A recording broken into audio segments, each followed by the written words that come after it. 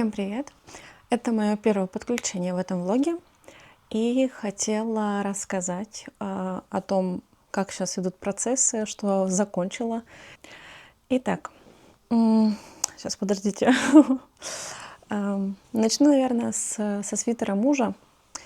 Наконец-то я его закончила. Осталось буквально... Вот он такой... Ой, тут загнулась. Вот такой вот он огромный. Осталось спрятать кончики. Все удачно село еще до ВТО. Сейчас осталось его только, получается, постирать. Но я не знаю еще, как я решу стирать, потому что у меня есть определенное желание постирать в машинке, но я боюсь. Поэтому я еще не знаю, может быть, все просто руками постираю. Но учитывая его размеры, большие изделия вязаные стирать руками все-таки трудозатратно и сложно потом его отжимать. Ну, посмотрим. Еще, скорее всего, засниму, не знаю, может на муже, может на себе, как он выглядит после ВТО, потому что тут есть все равно определенная рядность, особенно где были поворотные ряды. Вот. Так что все засниму. Соединила. О, тут, кстати, даже видно. Не знаю, как на камере сейчас будет. Вот тут вот трикотажный шовчик. Я не знаю, видно его или нет, но я думаю, это все расправится.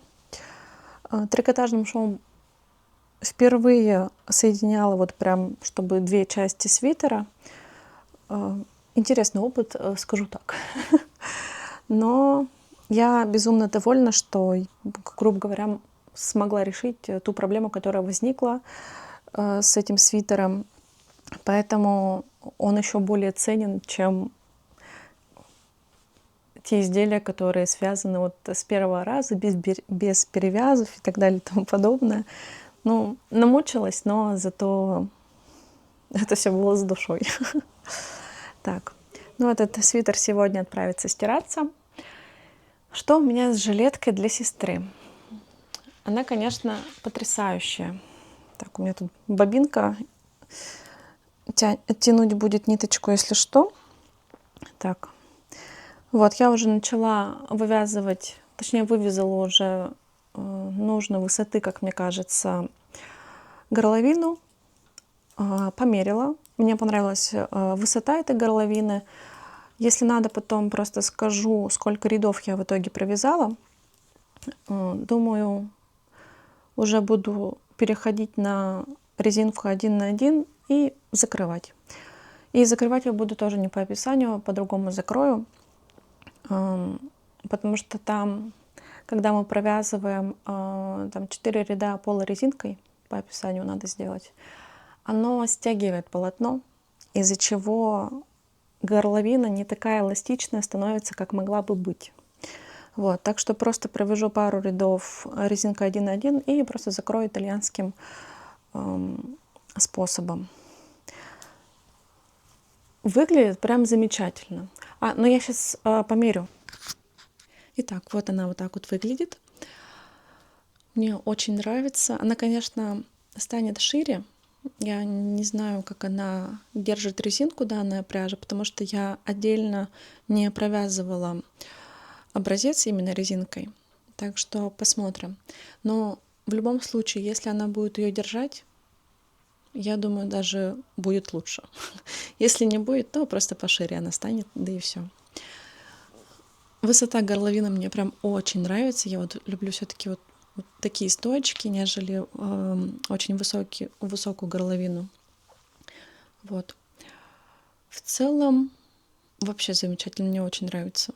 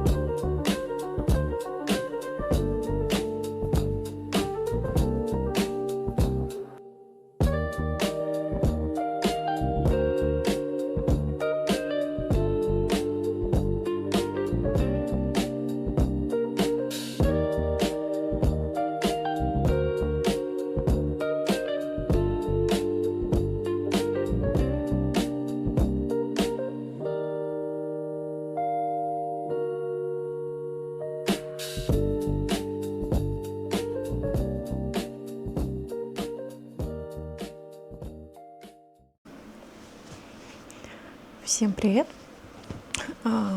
Вчера записывала первое подключение в этом влоге и решила еще раз подключиться уже на следующий день, чтобы показать, сколько я успела связать жилетки. Так, у меня тут нападение одного маленького сейчас.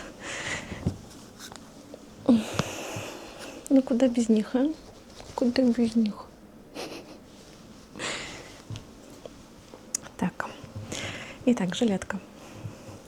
Я вчера закрыла, как я и говорила, просто итальянским способом. Вывязала 2 ряда резинки 1 на 1 и закрыла, соответственно, итальянским способом. Как я решила сделать проймы? Я в первую очередь сделала проймы и только потом начала вязать тело.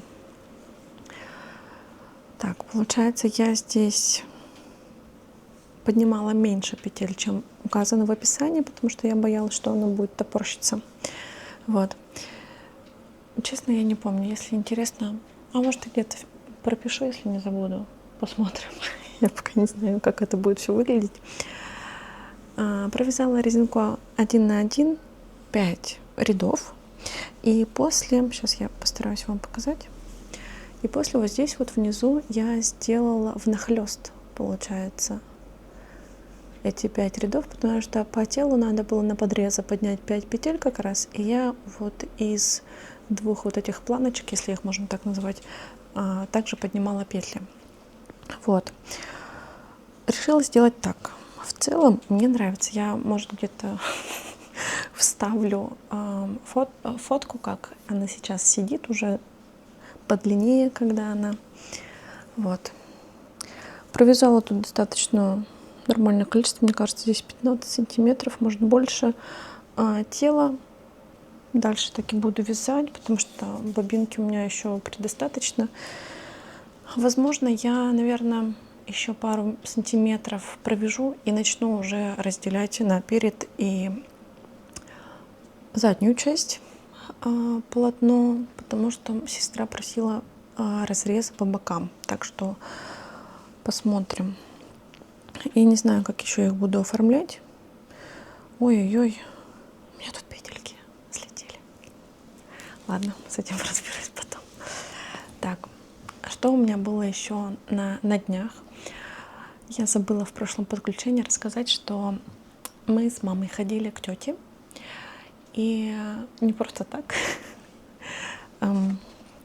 Мне отдали огромную бобинку. Вот такую вот бобинку. Очень красивого цвета. Пахнет старостью. Простите.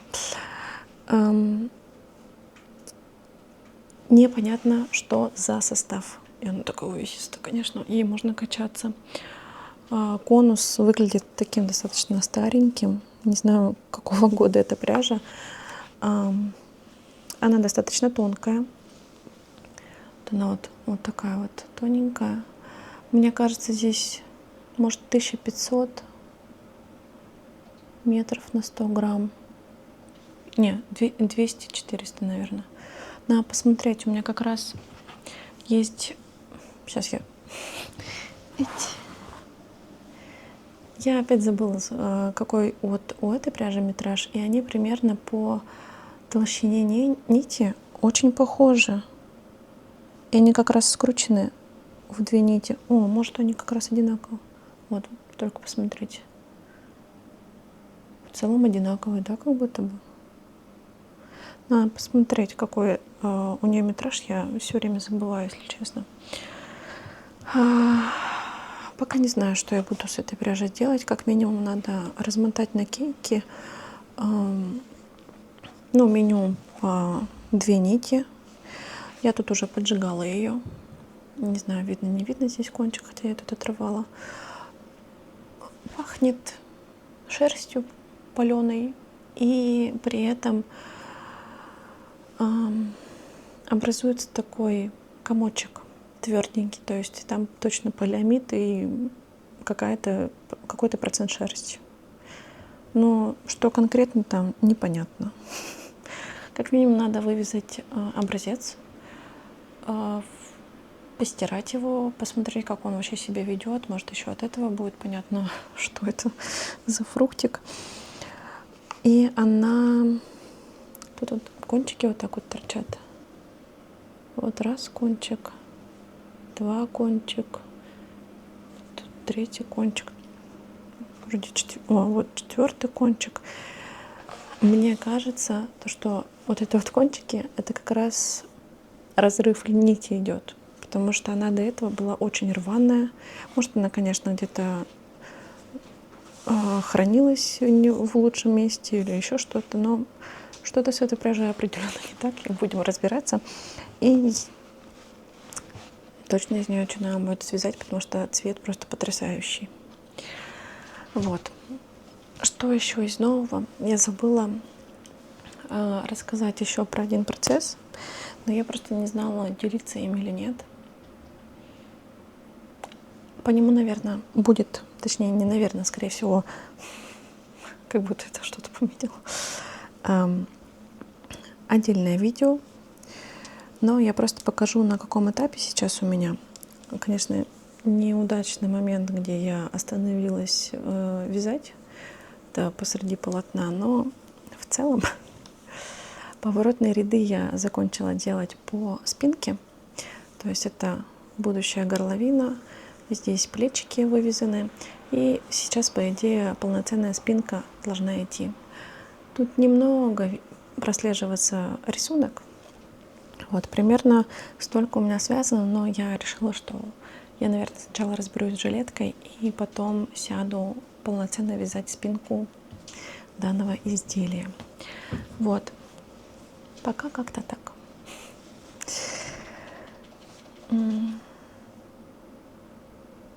Да, вроде бы ничего не забыла. Ладно, до следующего подключения.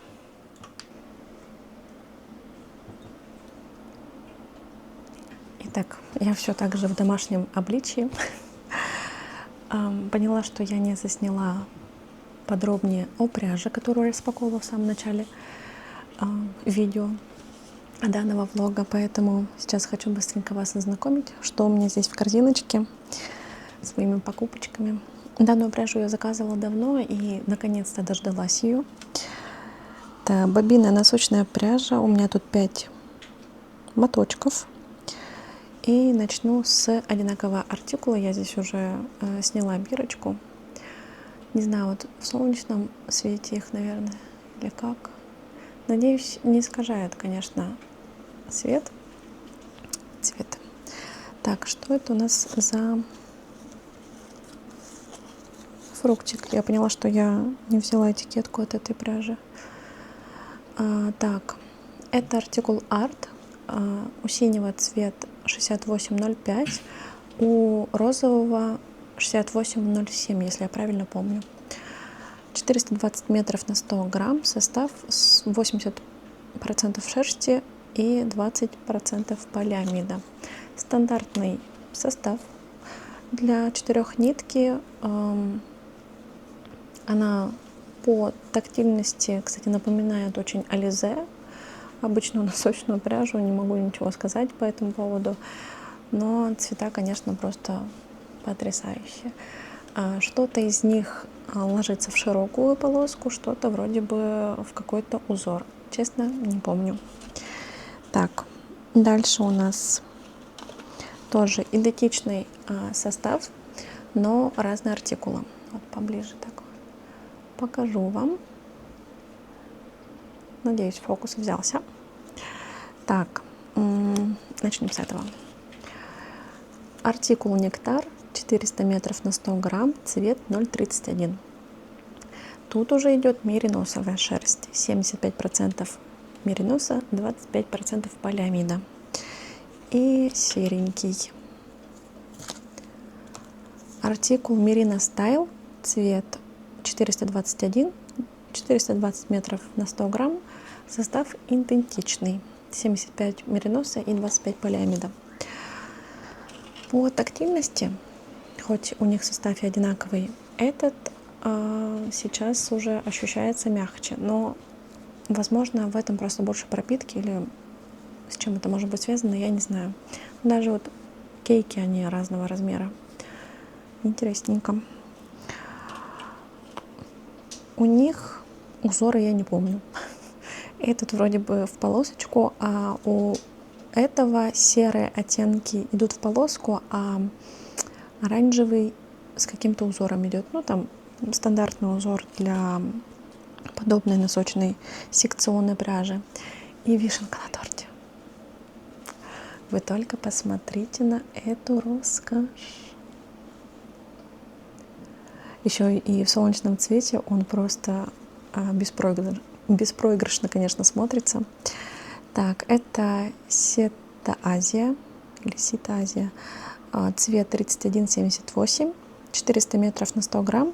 И состав у нее, кстати, такой же, как у этих носочков. Я тут как раз снимала для телеграмма пост. 55 мериносовой шерсти, 20 шелка и 25 полиамида. Просто красота. Что я вам предлагаю? Небольшой интерактив. Надеюсь, в этом кто-то поучаствует. Будем выбирать, из какой пряжи будем вязать первые носочки. Здесь вы можете написать в комментарии, если вы смотрите на YouTube, ВКонтакте, тоже в комментариях пишите. И я еще дополнительно сделаю пост в Телеграме. Я вставлю здесь QR-код. В Телеграме запущу после выпуска этого видео опрос. Точнее, не опрос, а голосование. Кто за какой проголосует кейк. Потому что я сама, честно, выбрать не могу. Они все потрясающие. Я уже хочу их вязать. Уже хочу вязать носочки. Также когда снимала распаковку посылочки, там были от Тулип такие, как они, стоперы. Я уже их полностью распаковала, я уже ими пользовалась. Это мои первые стоперы. Я безумно им рада. Учитывая то, что я никогда ими не пользовалась, и я не понимаю, почему я ими не обзавелась еще пару лет назад. Вот. Но я на этих стоперах, конечно, не смогла остановиться. Я еще заказала себе... у меня все в шерсти. Расплата за кошек. Вот такие миленькие кактусики. Ну, милашность. Там еще звездочки есть, но они совсем маленькие, я уж не стала их брать. Вот. Вроде бы все из покупок. Да.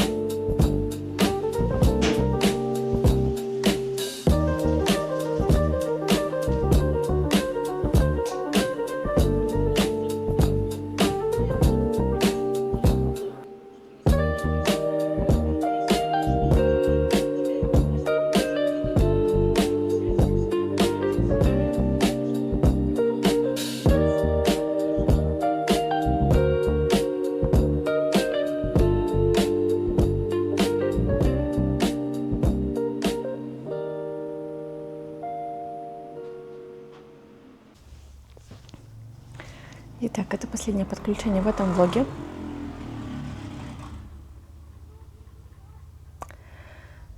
Вот. Хотела сначала поделиться с готовыми работами. Ну, я уже говорила, что свитер мужа уже полностью готов. И вот уже он после ВТО. Он безумно мягкий и очень-очень теплый, так что это только на зиму его носить. И то в такие дни, когда вот прям очень холодно. Что хочу сказать по поводу пряжи.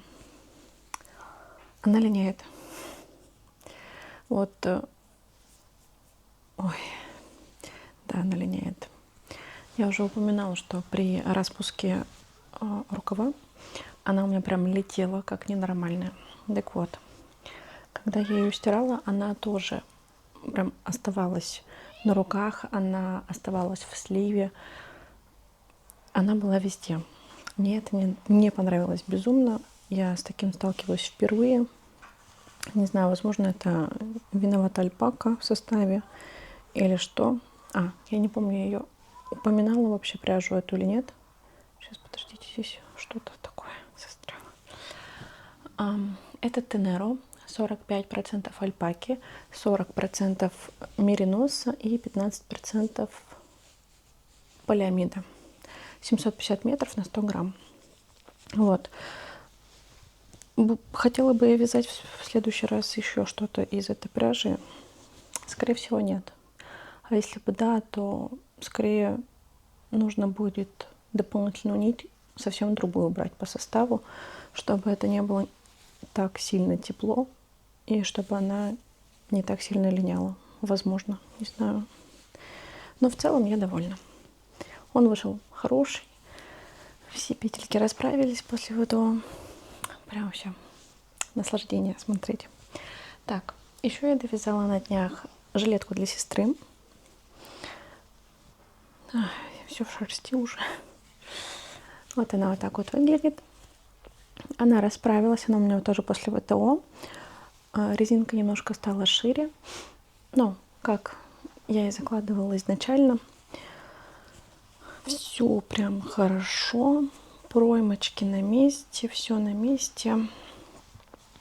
Низ обрабатывал так же, как горловину. Буквально 2 ряда резинка 1 на 1 и потом закрывала итальянским способом. Вот в целом обычная жилеточка. Возможно, я бы, наверное, еще провязала бы дополнительно длину, но я уже ее трогать не буду.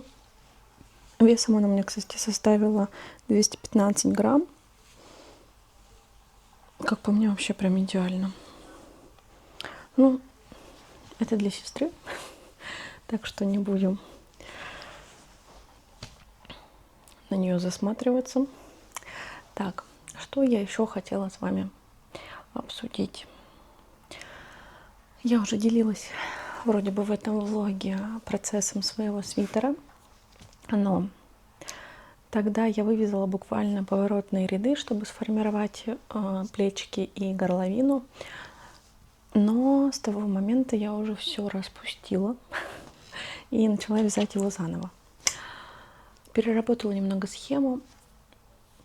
Мне показалось, сейчас намного лучше смотрится и узор, и как в будущем будут рукава смотреться.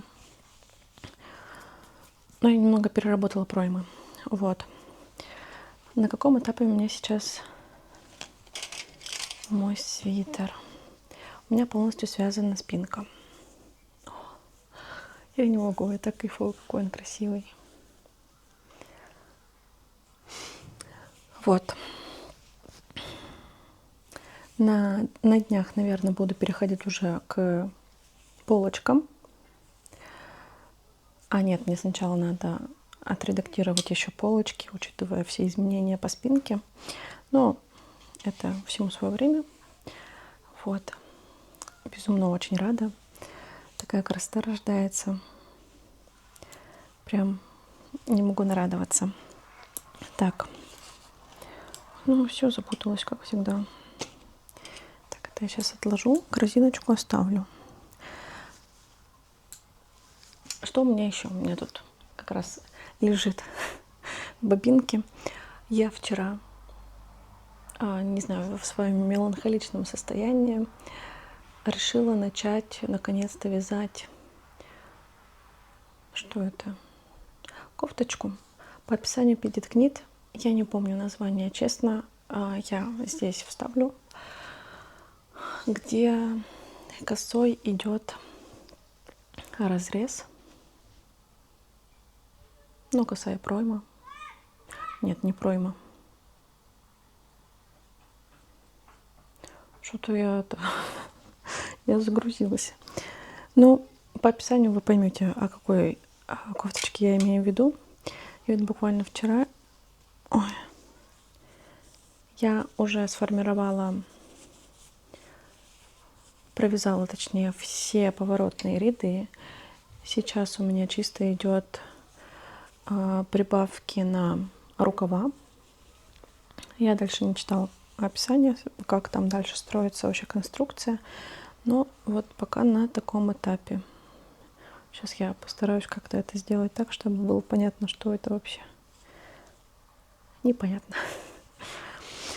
Так, вот такая вот бобиночка. Не знаю, захотела красным цветом. Возможно, потом пуговки какие-нибудь разноцветные и разнофактурные будут в этом изделии. Посмотрим. Главное их найти. Так, это у меня пряжа Беринг. 15% альпаки, 10 ланы, 15 вискозы и 60 акрила. 700 метров на 100 грамм. Честно, боялась, что не подойдет метраж данной пряжи, но к какому-то счастливому стечению обстоятельств у меня был провязан образец на спицах 3,5, как раз в 2 нити вот этой пряжи. И, к моему удивлению, я четко попала в плотность Petite Knit и незамедлительно просто начала, соответственно, вязать вот это вот. Я не знаю, как это фоткать так, чтобы было понятно, как это будет в будущем смотреться, но вообще непонятно. Но я думаю, я ее быстро свяжу, потому что буквально уже столько провязано, за сколько там часов-то, не знаю, ну за вечер, даже не целый вечер. Но я безумно рада, что я наконец-то начала эту кофточку, потому что я очень долго и долго откладывала ее. И вот в такие спонтанные вечера все-таки самое идеальное время начать что-то, что откладывала очень давно. Вот. Так, у меня здесь корзиночка. Я просто, чтобы вам напомнить, что чтобы вы мне помогли выбрать моточек для носочков, потому что я уже хочу их начать вязать. Можете писать в комментарии. Также в Телеграме будет полноценная голосовалка по моточкам. Так что переходите или пишите, подписывайтесь, ставьте лайки. Вроде бы на этом можно закончить данный влог. Спасибо за просмотр и до скорого.